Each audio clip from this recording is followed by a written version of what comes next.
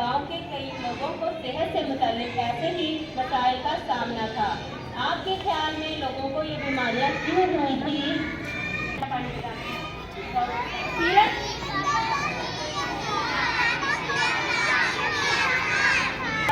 गंदा पानी पिया था।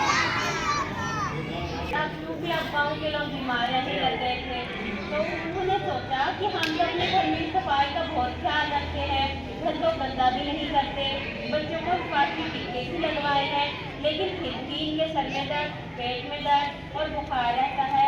तो इसलिए उन्होंने सोचा कि कुछ तो गलत हुआ है जो हमने किया है।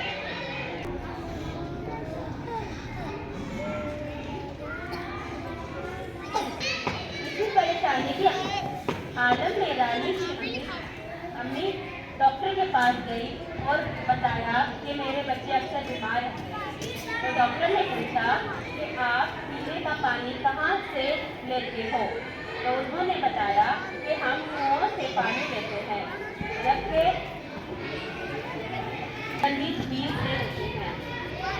तो उन्होंने बताया कि झील का पानी तो साफ नहीं होता, लेकिन वो बोली जब हम इसको गिलास में डालते हैं तो वो बिल्कुल साफ नजर आता है। तुम्हारे ख्याल में गिलास में पानी साफ नजर आने वाला पानी पीने के लिए महफूज है? रानी ने स्कूल में सेहत की तालीम में जो कुछ सीखा वो अपनी अम्मी को भी बताया करती थी कि गैर महफूज पानी पीना लोगों को बीमार कर सकता है। जो पानी देखने में साफ नजर आए उसमें जरासीम भी हो सकते हैं जो हमें नजर नहीं आते। तो इसलिए हमें चाहिए कि हम पानी को 20 मिनट तक उबालें और फिर छान लें। हम पानी को साफ बर्तनों में इकट्ठा करें और हमें इस बात का ख्याल रखना चाहिए कि हम पानी के बर्तन के पास